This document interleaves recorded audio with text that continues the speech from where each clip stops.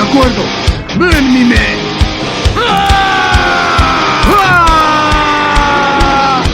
The secret side of me, I never let you see. I keep it caged, but I can't control it.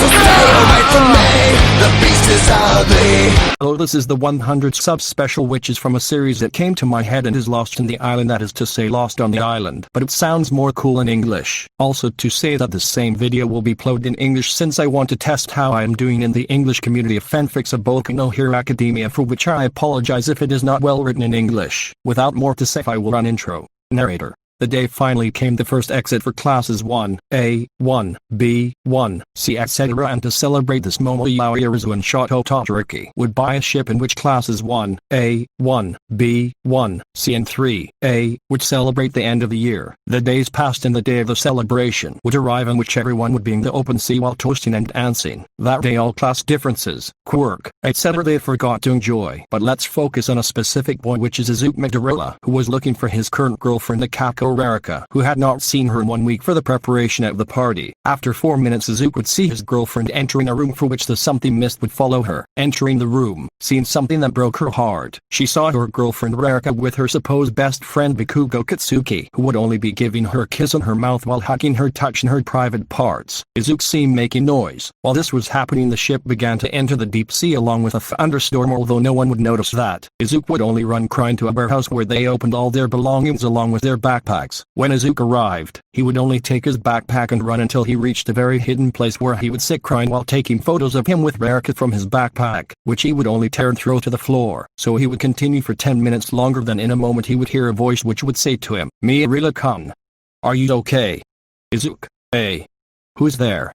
"Shinso-fem, it's me, Shinso." Izuku, "Oh sorry Shinso-san." "Shinso, no problem, but are you crying?" Izuku, telling him what he saw. "Shinso, that cheap bitch only sleeps for money." Izuku, sniff, sniff. "What do you mean?" "Shinso, she has been sleeping with class 1A, 1B and 3A for a month. We didn't say anything to you since we wanted to see you happy." Izuku, down with almost emotionless. "Don't worry, thanks for worrying about my happiness." Shinso-fem, quiet, scared, fearful, incredulous and surprised by Izuku's tone of voice. "Why, are sure you're okay?" Izuku, serious but less than before. "If only it hurts a lot. I thought she was the perfect girl, but I see that I was wrong." Shinso, with a hopeful but very subtle tone, "Calm down and you'll find someone who truly loves you." Izuku, "If you're right and if we go with the others for something to see," with some disgust when mentioning the other people. Shinso, "Yes." Narrator. Having said this, Izuku and Shinso would go out of that room in the direction of the main room. Being in the left corridor, they would realize that the ship was moving very abruptly, with that fact that it was leaning from one side to the other, although without enough force to throw them away. Shinso, Izuku, "What's up Shinso-kun?" Shinso, blushing at the affectionate nickname, "I have to tell you something when I get Tim's call through." Izuku, "Okay." Narrator. They could not continue talking since the ship would begin to shake very abruptly, shaking Shinso, who would be about to fall into the sea. This would have happened if it were not for Izuku, who managed to grab Shinso's shirt to move it to a safe soda, although this would cost him his own fall, since when he pulled Shinso he would lose his balance and thanks to the wet floor, Izuku would fall into the sea. Shinso, Izuku, "Are you okay?" Izuku, taking breaths of air, "If I'm fine, it's just hard for me to move because of the strong sea currents." Shinso, "I'm going for help and I'm coming." Izuku, "Yes." Narrator. Shinso would run for help while Izuku activated the one for all to swim while he had his backpack on her back as it was down. Izuku, "Damn, I have a hard time moving fast enough to keep up with the ship. Please Shinso, come go fast." Narrator. While this was happening, Shinso ran with his maximum speed towards the party room that was in which his colleagues were, when a businesswoman arrived to shout for help, but like the music, people were shouting and they were a little drunk.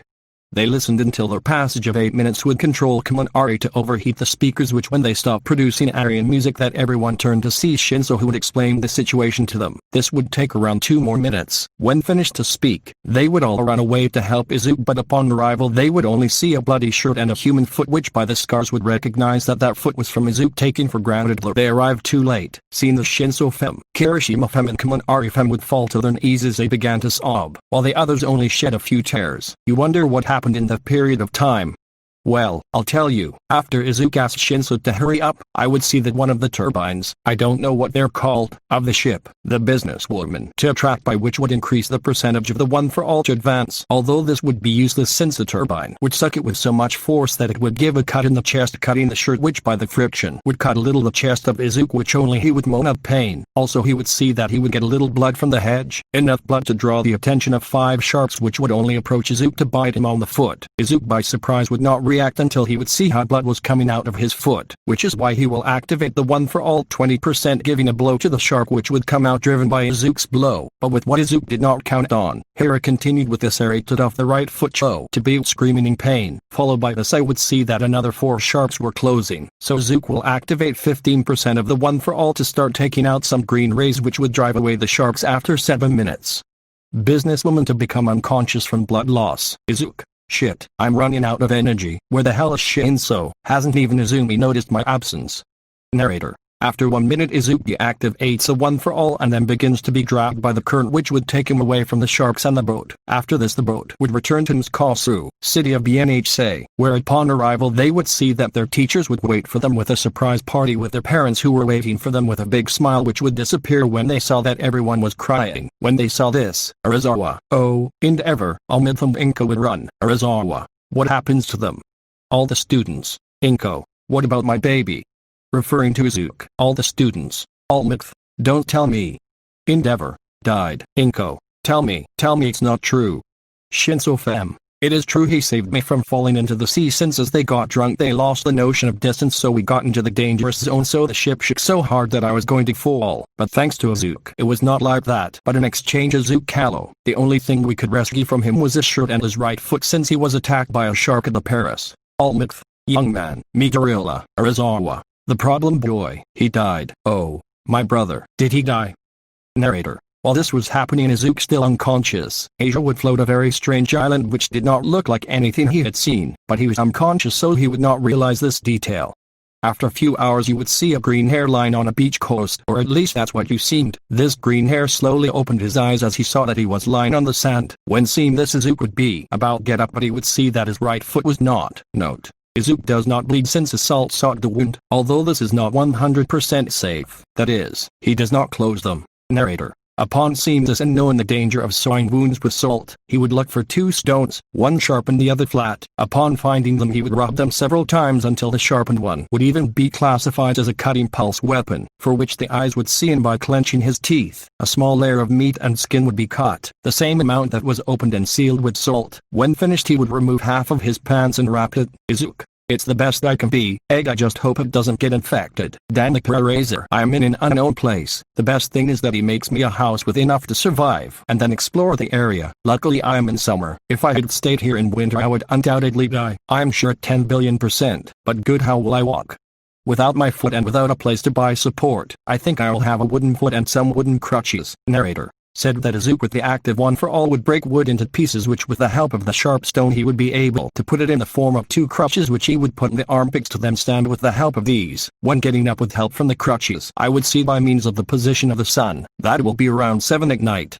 Which would intuit that he was unconscious for 2 hours and that I took 1 hour and a half to create the crutches with 30 minutes to bandage his foot. Izuku when calculating the time he would climb to the top of a tree in which he would accommodate himself in a certain way in which could sleep. When he woke up he would see that he was still the same so he went down carefully. When he was down he would put on his crutches and begin to advance. Izuku. Well, first I will look for a food source and make weapons, then I will constitute a shelter and in the end I will build something so that they find me in this place. Narrator. Izuku saying this would start walking for about 10 minutes, finding a stream of crystal clear water together with a family of deer. Izuku. Well, first step ready. Now I will have to kill those poor deer, but how?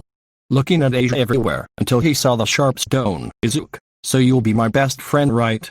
Narrator. Said this, I would look for a very large piece of wood with which together with a liana, a long and flexible plant, I would create a spear with which I would end the life of 2 deer which would fall dead while the other 2 were the cutest females will escape. Izuku. Well, I already have food for 2 days. Will I have to find somewhere to keep it? I know.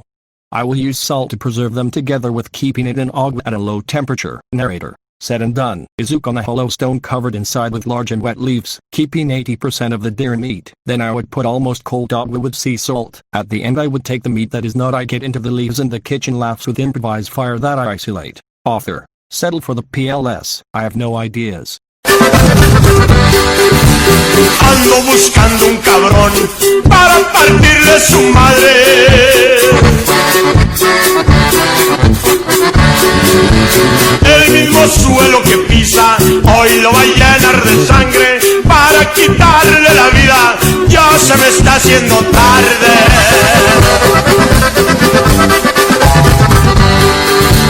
Quiero enseñarle a ese perro a quien debió respetar.